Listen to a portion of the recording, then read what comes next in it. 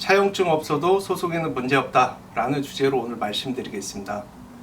주변에는 흔히 돈 빌려주고 받는 경우가 많죠. 법률 용어로는 금전 소비대차 계약이라고 하는데, 여기서 대차라는 거는 빌려주고 받는다 이런 의미로 결국에 금전 소비를 위해서 금전을 주고받는 계약이라는 뜻이죠. 흔히들 대연이 차용인이 주변에서 이런 말들이 많은데, 그게 결국은 금전 소비대차를 의미하는 것입니다. 돈을 빌려주고 받지 못하는 경우 결국 대여금 소송을 할 수밖에 없는데요.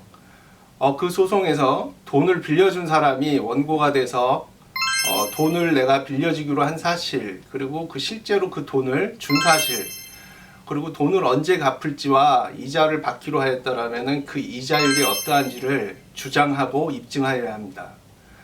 통상은 소송에서 차용증이라는 것을 제출하면서 위와 같은 내용에 대해서 입증을 하는데요. 문제는 연인 간이거나 친척 간 또는 친구처럼 서로 믿는 사이에 있어서는 차용증을 작성하지 않는 경우가 있죠. 더군다나 경황 없이 돈을 빌려주는 경우에 있어서도 차용증을 작성하지 않고 그냥 믿고 빌려주는 경우가 있는데요. 그러면 차용증이 없는 경우 소송에서 많이 불리하게 되는 경우가 좀 생깁니다. 이를 대비하기 위한 쉬운 방법을 여러분께 알려드리겠습니다. 첫째로는 돈 거래는 빌려주는 사람 계좌에서 빌리는 사람 계좌로 송금하는 방법을 이용하는 것이 좋습니다. 이에 더하여 송금할 때 내 통장에 보면은 그 메모 기능이 있죠.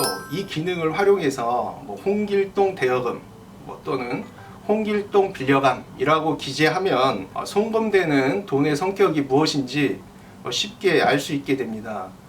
왜냐하면 송금되는 그 송금 표시 자체만으로는 이게 돈을 갚는 것인지, 아니면 연인 사이에 그냥 돈을 주는 것인지, 아니면 투자하는 돈인 것인지 알 수가 없기 때문입니다.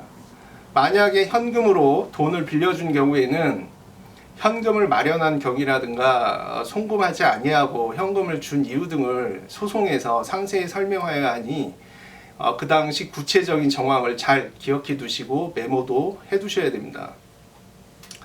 두 번째로 가능하면 돈 빌려준 전후에 있어서 카톡이나 문자, 이메일 등을 통해서 내가 돈을 빌려줬다는 취지의 어떤 내용을 상대방에게 전송해 두거나, 또는 전화 통화를 하면서 내용을 녹취해 두어서 혹시나 모를 나중에 소송에 대비하는 그러한 어떤 증거로서 활용도 가능합니다. 세 번째로는 이자를 받는 경우에 있어서 현금으로 받기보다는 통장으로 받으셔야 이자 약정이 있었다는 입증이 수월해집니다. 정리하자면 그 통장이나 카톡, 문자 메시지, 이메일, 녹취 등을 통해서 확인되어야 될 것은 돈을 빌려주기로 한 사실, 돈을 실제 준 사실, 돈을 언제 갚을지와 이자를 받기로 하였다면 그 이자율이 어떠한지, 이러한 부분들에 대해서 차용증 없이 대여금 소송을 하는 경우 혹시 모르니 미리 자료를 준비해서 증거를 확보해 두셔야 함을 꼭 기억하십시오. 주의할 것은 상대방과 대립각을 세우기 전에 사전에 전문가와 상의하셔서 자료를 어떻게 준비하여야 하는 것인지 자문을 받고 진행하는 것이 소송에서 낭패를 방지할 수 있습니다. 이제 여러분은 굳이 차용증이 없어도 얼마든지 대여금 소송을 제기할 수 있다는 사실을 아셨습니다. 하지만 가장 좋은 것은 채무자와 대화를 통해서 원만하게 해결하는 것입니다. 악덕 채무자를 제외하고는 채무자 역시 나름대로 사정이 있을 수 있는 법이니까요. 자, 이제는 돈을 빌려줬다는 증거를 확보하는 방법을 잘 아시게 되었으니 너무 걱정하지 마세요. 통상의 대여금 소송은 10년 안에 언제든지 제기하시면 되니까요. 이상입니다.